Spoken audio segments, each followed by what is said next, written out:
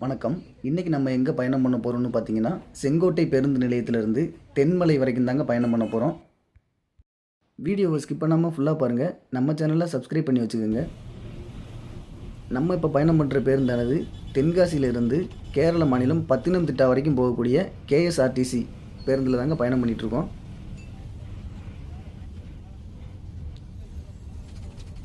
இப்போ நாம் புளியரை அப்படிங்கிற ஊருக்கு வந்துட்டோங்க. செங்கோட்டையிலிருந்து கொல்லம் தென்மலை நோக்கி பயணிக்கிறப்போ நம்ம தமிழக எல்லையோட ரொம்ப முக்கியமான ஒரு பகுதி தான் இந்த புளியரை. புளியரையை தாண்டினதுக்கப்புறமா கொஞ்சம் தூரத்திலேயே மலையேற்றம் ஆரம்பிச்சிருங்க.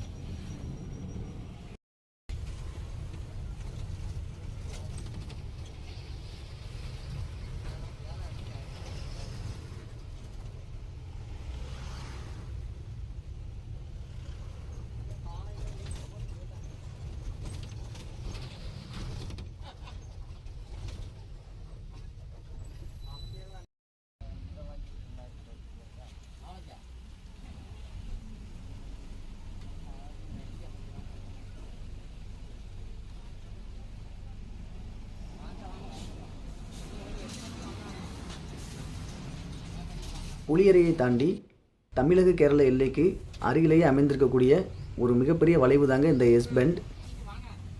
இந்த எஸ் பெண்ட் குறுகலான மற்றும் செங்குத்தான மலைப்பாதையாக இருக்கிறதுனால கனரக வாகனங்கள் திரும்புறதே கொஞ்சம் கடினமாக தாங்க இருக்கும்.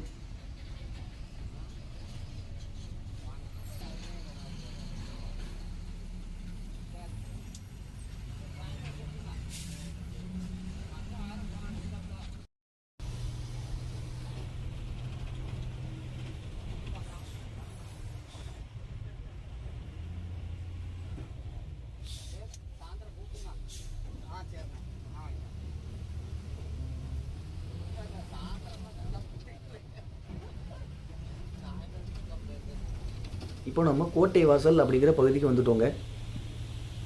இந்த கோட்டை வாசல் தான் தமிழ்நாடு கேரளா ரெண்டு மாநிலங்களையும் பிரிக்கிற ஒரு முக்கியமான எல்லை பகுதியாக இருக்குது. இங்கே தமிழக எல்லை முடிஞ்சு கேரள மாநிலத்தின் கொல்லம் மாவட்டம் ஆரம்பமாகுதுங்க.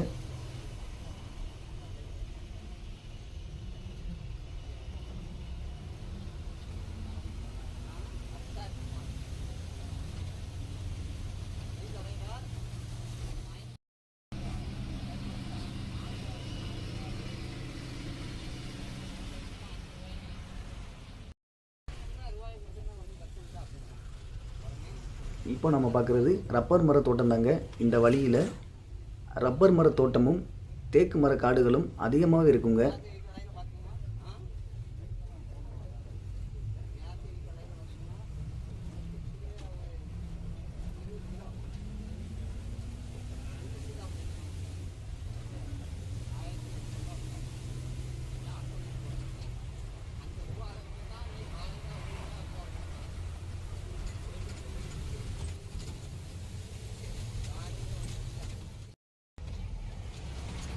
இப்போ நாம் ஆரியங்காவு அப்படிங்கிற ஊருக்கு வந்துட்டோங்க. இந்த ஊரே ரொம்ப அமைதியாகவும் இயற்கை அழகு நிறைஞ்சதாகவும் இருக்கும். மேற்கு தொடர்ச்சி மலையோட அழகும் குளிர்ச்சியான காற்றும் நம்மளை வரவேற்கிற இடம்தாங்க ஆரியங்காவு. இங்கே இருக்கிற புகழ்பெற்ற ஆரியங்காவு சாஸ்தா ஐயப்பன் கோவில் ரொம்பவே பிரசித்தி பெற்றதுங்க.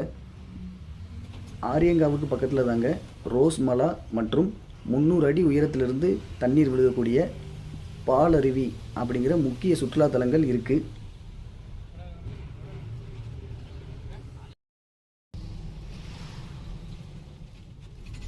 ரொம்பவே அடர்ந்த வனப்பகுதியில் தாங்க இப்போ நம்மளுடைய பேருந்தானது பயணம் பண்ணிகிட்ருக்கு.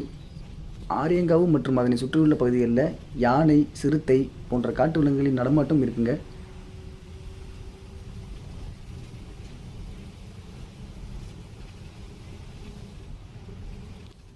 இங்கே சாலை ஓரத்தில் ஒரு சிறிய ஆறு ஒன்று ஓடிட்டுருக்கு. இந்த தண்ணீரானது தென்மலை அணையை நோக்கி போகுங்க.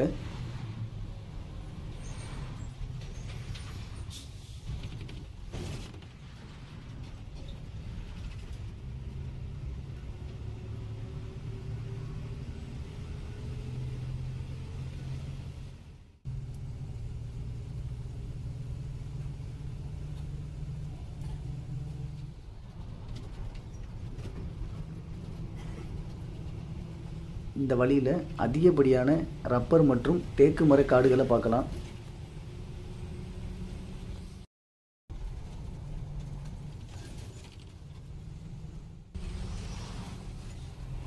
சாலை ஓரங்களிலேயே வாழை மற்றும் தேக்கு மரங்கள் அதிக அளவில் இருக்குங்க.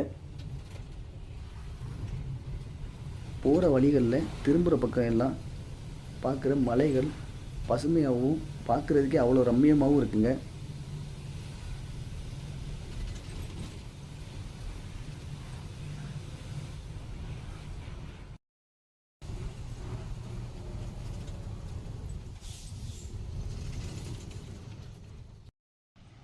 இப்போது நாம் தென்மலை வந்துட்டோங்க. இங்கே தென்மலை ஜங்ஷன் அப்படிங்கிற இடத்துல இறங்கியிருக்கோம். இங்கே தான் ரயில்வே ஸ்டேஷன் இருக்குது. தென்மலை ஜங்ஷன் பேருந்து நிறுத்தத்திலிருந்து அப்படியே திரும்பணும் அப்படின்னா பக்கத்துலேயே ரயில் நிலையம் இருக்குது. இப்போ நம்ம பார்க்குற இந்த இடம் தாங்க தென்மலையோட ரயில் நிலையம். பசுமையான இயற்கை சூழல் நிறைந்த ஒரு அழகான ஊர் தாங்க இந்த தென்மலை. இந்த வீடியோ உங்களுக்கு பிடிச்சிருந்துச்சுன்னா லைக் பண்ணுங்கள், ஷேர் பண்ணுங்கள், கமெண்ட் பண்ணுங்கள். மறக்காமல் நம்ம சேனலை சப்ஸ்கிரைப் பண்ணுங்கள். நன்றி, வணக்கம்.